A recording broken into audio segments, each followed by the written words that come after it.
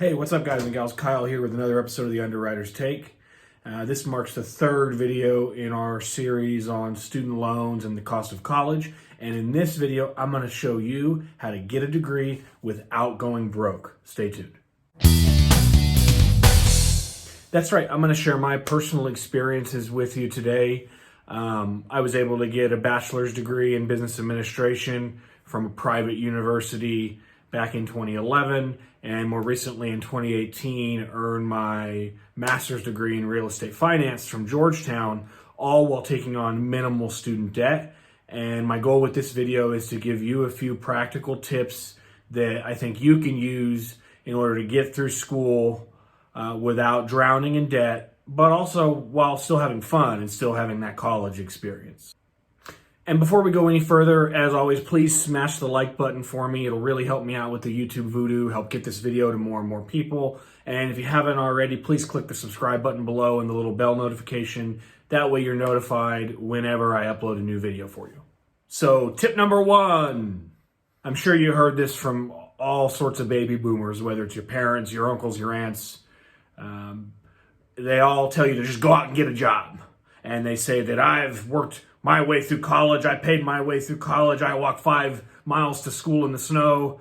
Obviously comparing college and the price of college to the 70s to now is ridiculous, as we've already proven in videos 1 and 2. But there is some stock in what the boomers are saying, and that is work during school. Now, I know it sucks. The last thing you want to do is work while you're in school and miss out on the fun times. But do it. Work on campus, work off campus, do a work-study program, do something to earn some income. The earlier you start to earn income, the better off you're going to be in the long run with your financial goals. Personally, I worked for Best Buy my entire college career selling mobile phones. Shout out Blue Crew 150! So I worked anywhere between 25 and 35 hours a week. Pretty much my entire college career, with the exception of finals week and midterms when I only worked about 10 hours a week. I chose to get a job off campus for a couple of reasons. Number one, I wanted to get some work experience in the real world, and I felt like working on campus didn't really give you that. Number two, with all the on-campus jobs that were available, they were either really boring or the university would hire more people than necessary just to give people jobs, and that made it hard to get hours. So if I wanted to work in the weightlifting gym as a student worker, that was a really competitive one to get because that's not sitting in a library all day. So you could get that job, but you could only work maybe 5-10 hours a week, and that doesn't really allow you to earn much money.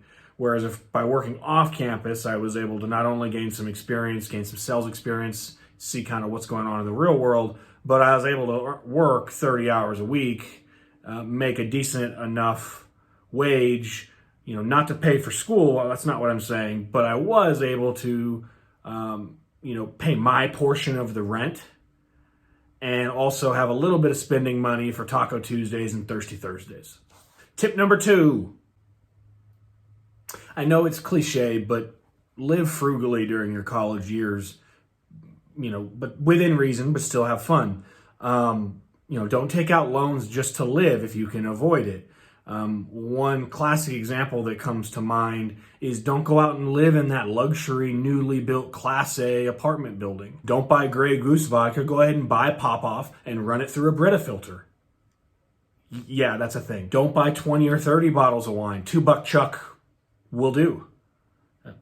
Is it still $2? Is $2 Chuck still $2? So now I'll share with you my living experience and sort of how I was able to live frugally and save money during college. I already mentioned that my job was able to cover my portion of the rent, which back in the day was, if I recall, it was $525 or $550 a month, and I had the master bedroom with a bathroom. Obviously it's more now, but your starting wage is $15 an hour now also. I had 2 roommates.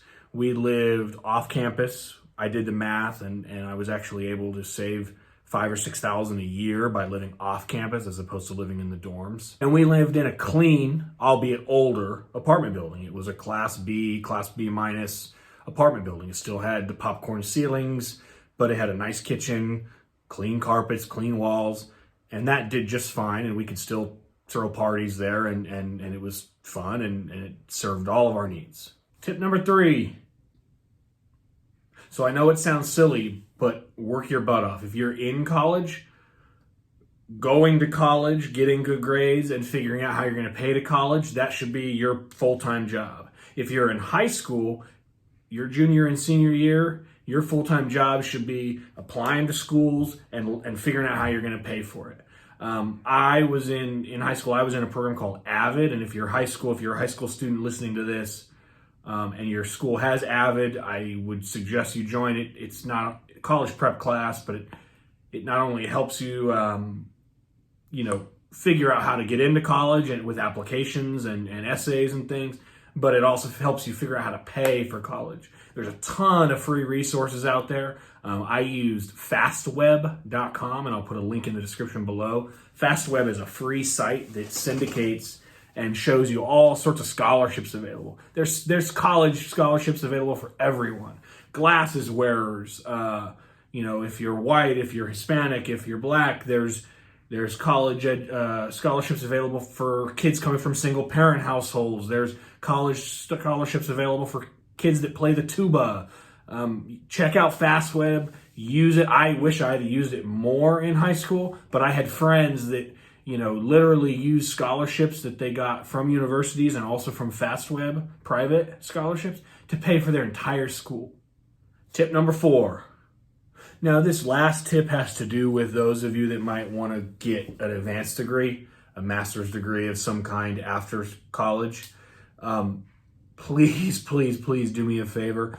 Don't go straight from undergrad into grad school. Go work first. And now I know it's tempting. When I graduated, we were in the middle of the great financial crisis, and the results of that was a big depression. Job prospects were bleak. And I had a lot of friends that decided that instead of going and working, they were going to just go straight into grad school and get their MBA. And guess what? 5 years later, they're applying for the same entry analyst level jobs that I was applying to in 2012, 2013.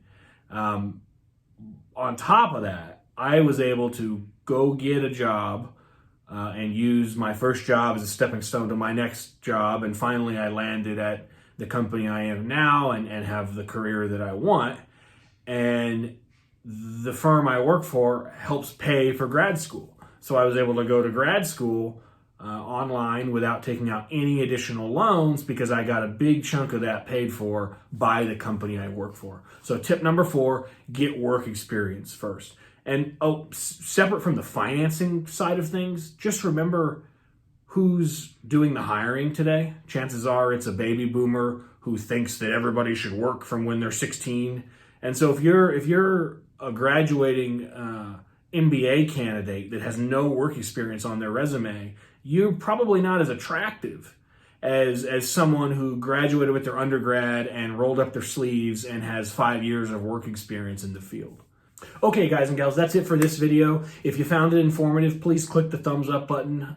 Really help me out, help with the YouTube voodoo, get this video to more and more people. And if you haven't done so already, just a reminder, please hit the subscribe button and turn the little bell notification on. I'd love to have you a subscriber, and I'd love for you to watch the new videos I put out every week.